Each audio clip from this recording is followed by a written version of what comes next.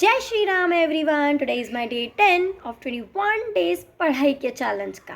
Coming to my topic, मैंने आज topic लिया है गवर्नमेंट लीसी। गवर्नमेंट लीसी एमपीएलआरसी का एक बहुत ही मेन टॉपिक है और बहुत ही सिंपल टॉपिक है जो सिर्फ 2 सेक्शंस में कवर हो जाता है। सबसे पहले हम इसके इंट्रोडक्शन की बात करते हैं तो गवर्नमेंट लीसी बैंड है कुछ स्टेट्स में। गवर्नमेंट लीजिंग बैंड है कुछ स्टेट्स में जो कि तेलंगाना, बिहार, मध्य प्रदेश, उत्तर प्रदेश, कर्नाटका है। इनके अंदर एक्सेप्शंस हैं जैसे window, minor person, disabled person और डिफेंस पर्सन। अब हम बात करते हैं कि गवर्नमेंट लीसी कहाँ डिफाइन है, तो वो 2H MPLRC के अंदर डिफाइन है। 2H रीड आउट होता है कि government lessee means a person holding land from the state government under section 181। अब सेक्शन 181 में 3-4 बातें कही गई हैं। वो है कि any person who holds lands from state is a government lessee. कोई भी पर्सन जो स्टेट से लैंड होल्ड करता है वो।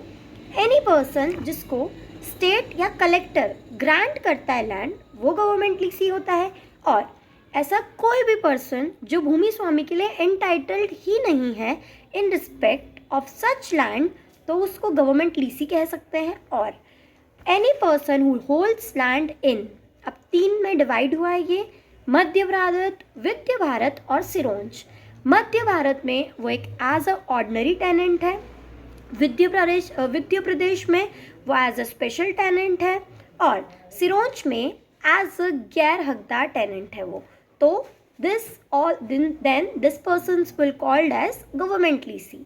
ठीक है, अब हम बात करते हैं इनके राइट्स एंड इनकी लाइबिलिटीज़ की। इनके क्या राइट्स होते हैं और इनकी क्या लाइबिलिटी होती है, तो हम रीड कर लेते हैं सेक्शन 182।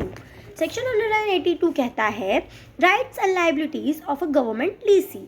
वो होते हैं government lessee shall subject to any express provision in this code holds his land in accordance with the terms and condition of the grant which shall be deemed to the grant within the meaning of the Government Grants Act 1895। ये कहता है कि कोई भी ऐसा person तो उसको जो ग्रांट करी जा रही है कंडीशंस वो डीम होनी चाहिए, shall be deemed under government grants act 1895 के अंदर। ठीक है, अब हम बात करते हैं एक बहुत ही इसके छोटे से टॉपिक की, वो है इजेक्शन, जो दिया है सेक्शन 182 के क्लॉज 2 में। वो बात करता है कि कोई भी ऐसा पर्सन जिसको गवर्नमेंट ने लीज पे दी थी लैंड, अगर गवर्नमेंट उससे लेना चाहती है, उसको हटाना चाहती है, तो वो क्यों हटाएगी, व्हाट आर द रीजंस। ठीक है, तो 3-4 रीजंस पे बात हो रही है। पहला, मान लो कि उसने 3 महीने तक रेंट ही पे नहीं किया, मीन्स फेल टू पे रेंट फॉर 3 months। दूसरा, यूज फॉर अदर पर्पस, मैंने गवर्नमेंट को कहा कि मैं यहाँ खेती करूँगी और मैंने खेती की जगह कोई और पर्पस, मैंने घर ही बना लिया उस पर, तो गवर्नमेंट मुझसे वो इजेक्शन कर सकती है, गवर्नमेंट मुझसे वो लैंड ले सकती है। Terms of his lease has expired, either मेरा टर्म ही एक्सपायर हो गया है, जितने टर्म के लिए मुझे लीज पे मिली थी वो एक्सपायर हो चुका है।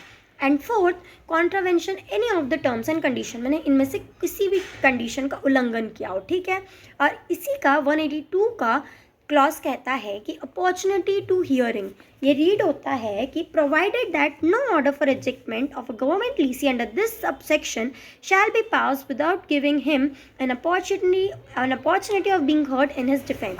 मतलब यहाँ पे एक मैगजीन लागू होगी, वो है ऑडी अल्ट्रम पार्टम, मतलब everyone has a right to be heard. ठीक है, जब तक कोर्ट आपको सुनेगा नहीं, कोर्ट आप पे इजेक्शन नहीं लगा सकता।